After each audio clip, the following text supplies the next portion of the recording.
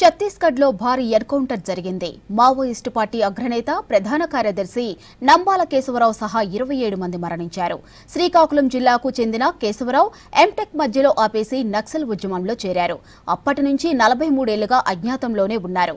Naxalism నిర్మూలనలో ఈ encounter ఓ మైలురాయన్నారు ప్రధాని మోదీ, కేంద్ర మంత్రి అమిత్ షా.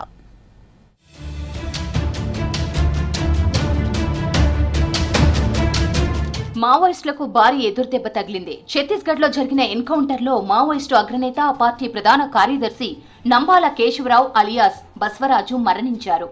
నారాయణపూర్ జిల్లాలో జరిగిన ఎదురుకాల్పుల్లో మొత్తం 27 మంది మావోయిస్టులు చనిపోయారు. 2018 నవంబర్లో ముప్పాల లక్ష్మణరావు అలియాస్ గణపతి రాజీనామా తరువాత పార్టీకి సుప్రీం కమాండర్ అయ్యారు నంబాల కేశవరావు.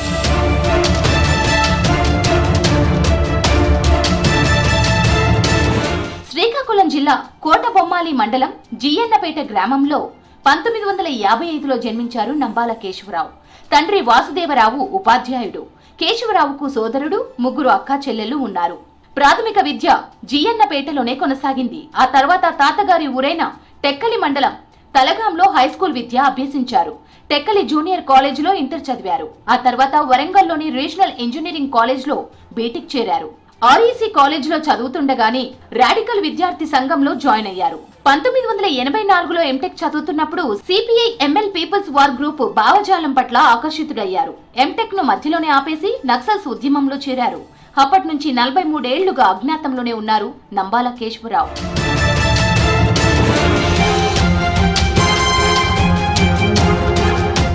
మావోయిస్టు గెరిల్లా దాడుల వ్యూహకర్తగా నంబాల కేశవరావుకు మంచి పేరుంది. మిలిటరీ ఆపరేషన్ల వ్యూహాల రూపకల్పన, అమలులో ముందుండేవారు. ఆయుధ వ్యాపారులతోనూ సంబంధాలు నేర్పారు. దశాబ్ద కాలం కేంద్ర మిలిటరీ కమిషన్ కార్యదర్శిగా పనిచేసిన నంబాల మావోయిస్టు అగ్రనేత గణపతి తరువాత పార్టీ కార్యదర్శిగా బాధ్యతలు చేపట్టారు.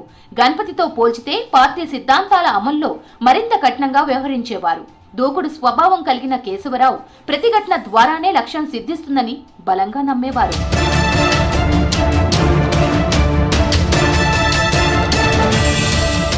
అలిపిరిలో ఏపీ సీఎం చంద్రబాబుపై జరిగిన దాడిలో ప్రధాన సూత్రధారి నంబాల కేశవరావు. 2010 ఏప్రిల్లో ఛత్తీస్గఢ్లోని చింతల్నార్ ఘటనకు వ్యూహాలు రచించింది కూడా నంబాలే. గస్తీకి వెళ్లి తిరిగి వస్తున్న సిఆర్పీఎఫ్ జవాన్లు 2 కొండల మధ్యకు రాగానే అకస్మాత్తుగా దాడి చేసేలా ప్లాన్ చేశారు. ఈ ఘటనలో 74 మంది జవాన్లు మరణించారు. 2013లో సల్వాజుడం వ్యవస్థాపకుడు మహేంద్రపై దాడి వ్యూహం కూడా నంబాల కేశవరావుదే. ఈ ఘటనలో మహేంద్రతో పాటు మరో 27 మంది మృతి చెందారు.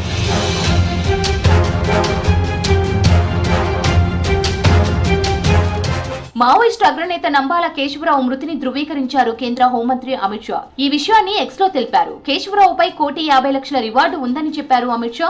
నక్సలిజం నిర్మూలనలో ఇదొక మైలురాయన్నారు అమిత్ షా. భద్రతా దళాలు అద్భుతమైన విజయం సాధించాయన్నారు ప్రధాని మోదీ.